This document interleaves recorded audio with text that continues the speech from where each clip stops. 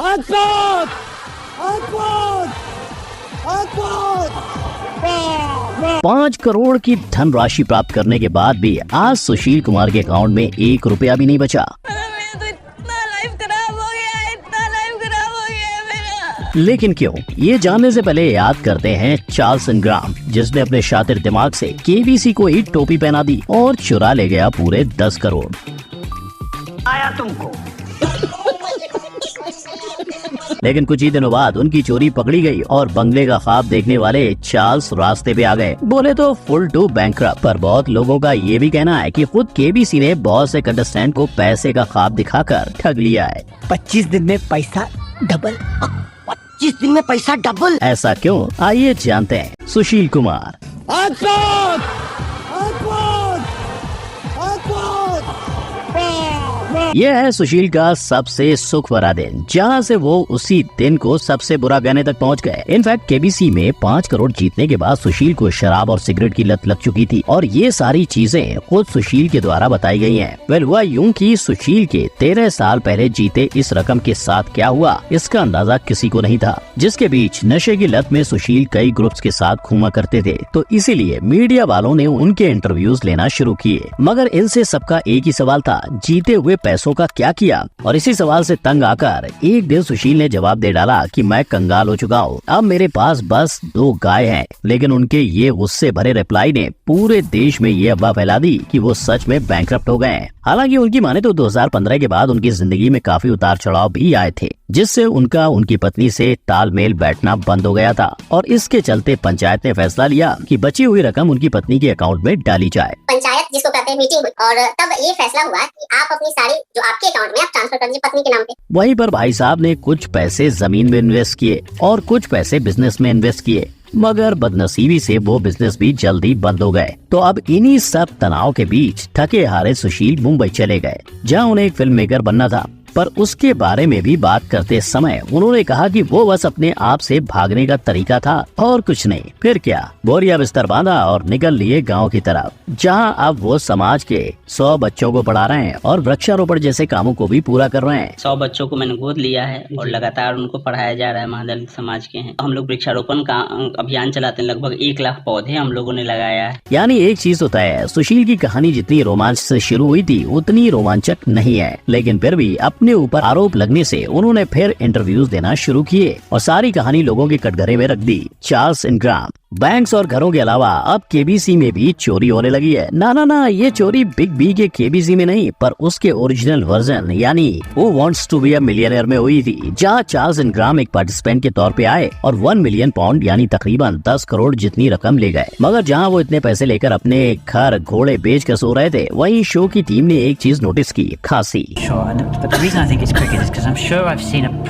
ये खांसी तब खास सुनाई दे रही थी जब चार्ल्स कोई जवाब का उत्तर नहीं दे पा रहे थे और इस साजिश में चार्ल्स, उनकी बीवी और फास्टेस्ट फिंगर फर्स्ट में बैठे 2 टेकवेन विटॉक शामिल थे। लेकिन चाहे चीटिंग करके चार्ल्स ने ये शो जीत लिया था, पर जब उनके ऊपर लीगल केस हुआ तो कोर्ट की फीस, उन पर लगी फाइन और अपने बचाव की लड़ाई लड़ने का खर्चा कुल मिलाकर 1 करोड़ से भी ऊपर हो गया। और इस सब से निकलने चार्ल्स ने बैंकरप्सी भी फाइल कर रखी थी, मगर फिर भी चार्ल्स, उनकी वाइफ और उनके दोस्त को जेल की हवा खानी पड़ी। लेकिन भाई लोग, चार्ल्स जब जेल से लौटे तो शो ने उन पर एक डॉक्यूमेंट्री भी निकाली थी, जहां दिखाया था कि कैसे चार्ल्स ने सबको उल्लू बनाया था। पर इतनी बुरी हालत में चार्ल्स ने अपनी लेखनी का सहारा लिया और ऑथर बने। और अगर आप भी इनकी चीटिंग के लेसन लेना चाहते हो तो इन पर लिखी बायोग्राफी पढ़ सकते हो। सुमित कौर साहनी। भारत में बेटी बचाओ बेटी पढ़ाओ ने बेटियों को पढ़ा तो दिया, लेकिन शादी होते ही आज भी कई बेटियां किचन में और उनकी डिग्री बक्से में ही मिलती है। केबीसी सीजन 6 में 5 करोड़ जीतने वाली सुमित कौर का भी यही हाल था। फैशन डिजाइनिंग डिग्री थी,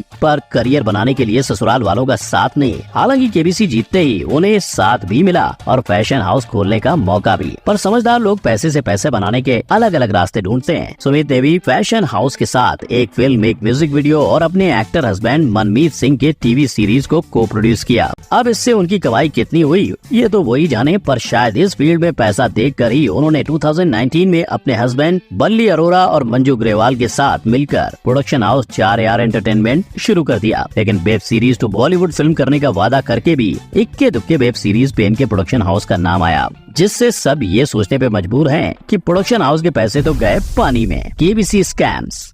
केबीसी वो लड्डू है जिसे जो खाए पछताए, जो ना खाए पछताए। बोले तो शो पे आने वाले का ही नहीं, ना आने वालों का भी इस शो ने बेड़ा गर्क किया है। कैसे? 2022 में व्हाट्सएप मैसेज से केबीसी ऑनलाइन लॉटरी डिपार्टमेंट के कंटेस्टेंट बनकर लोगों के पास 25 लाख जीतने का चांस होता, पर उससे पहले कंटेस्टेंट को भरनी पड़ती थी कुछ राशि जो refundable processing fee, GST, enrolment fee के तौर पर ली जाती थी। लेकिन जैसे ही कंटेस्टेंट राशि भरते, केबीसी वाले गायब। इक्का दुक्का के बाद जब ये आज से हर किसी के साथ होने लगे तो पता चला कि केबीसी का कोई ऑनलाइन डिपार्टमेंट है ही नहीं। ऐसे में गवर्नमेंट ने ये खबर जनहित में जारी कर दी, पर क्या फायदा? तब तक कई सौ लोगों के लाखों लुट चुके थे। पर एक तरफ धोखेबाजी है तो एक तरफ केबीसी के ऐसे खिलाड़ी हैं जो केबीसी तक पहुँचे, करोड़पति बने, पर उन्होंने खुद की मेहनत को बरकरार रखा और दूसरों की भी मदद की। रवि मोहन सैनी आज IPS हैं। मोहम्मद रंगरेज ने जीते पैसों से अपने बेटे के आंखों का इलाज और 2 अनाथ लड़कियों की शादी करवाई, और अनामिका मजूमदार ने भी गरीबों के लिए टॉयलेट और रास्ते बनवाए थे। अनिल कुमार सिन्हा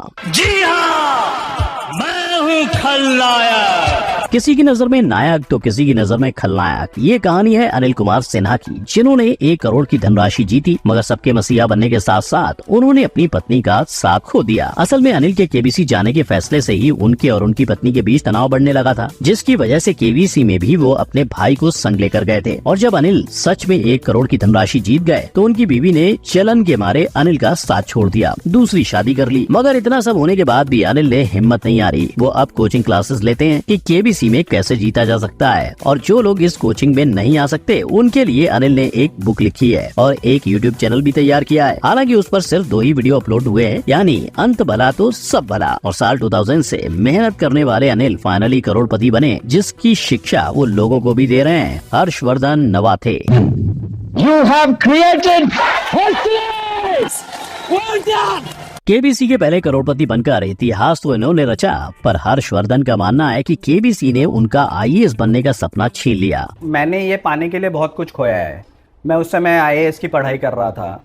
शायद अगर शो नहीं होता तो शायद आज मैं IAS होता था, जो मेरा ड्रीम जॉब था। पर जहाँ करोड़ों के लिए सपने की कुर्बानी हुई, वहीं उन्होंने एक नया सपना देखा, UK से MBA करके प्रोफेशनल करियर शुरू करने का, और उन्होंने यही किया। केबीसी वाले फेम ने उन्हें मॉडलिंग से लेकर एक्टिंग ऑफर्स दिलवाए। हालांकि उन्होंने इस बार अपना सपना चुना, पर विदेश से पढ़ाई पूरी करके लौटने पर जब इन्होंने इंटरव्यूज के दरवाजे खटखटाए तो उन्होंने जॉब के बजाय एडवाइस दी। कहा, अरे आप तो गोवा में एक बीच हाउस ले लो और बियर पियो, चिल करो। लेकिन हर्षवर्धन ने जॉब ही चुनी। इनके डिफरेंट जॉब एक्सपीरियंस में 2019 तक महिंद्रा ग्रुप में काम करना शामिल है, और फिलहाल ये वर्क फ्रॉम होम के अलावा अपने 2 बेटों और वाइफ के साथ वक्त गुजारते हैं। सच में केबीसी ने इनकी दुनिया बदली। माना पहले सीजन में ये अपनी माँ के कहने पे गए थे, लेकिन ये वो खिलाड़ी भी हैं जिन्हें दोबारा केबीसी में बुलाया गया था। कि मैं 2 बार गया हूँ। बहुत कम लोग जानते हैं कि मैं 2 बार केबीसी खेला हूँ। पहली बार तो मैं 1 करोड़ जीता। मुझे बुलाया गया था एज अ सेलिब्रिटी गेस्ट, और तब मैं 25 लाख रुपए जीता था, और वो पूरा मैंने चैरिटी में दिया था। और शायद आगे चलकर इनका बेटा भी केबीसी में जाएगा। अगर शो चलता है तब तक, एंड आई एम श्योर वो चलेगा because it's a very popular show, तो ठीक है, वो अगर वो जाना चाहता है तो जरूर जाएगा। पर देखना ये होगा कि क्या बेटा पिता के इतिहास को दोहरा पाएगा। तो लाइक शेयर करें और हमारे चैनल को सब्सक्राइब करें। मिलते हैं अगले वीडियो में। जय हिंद।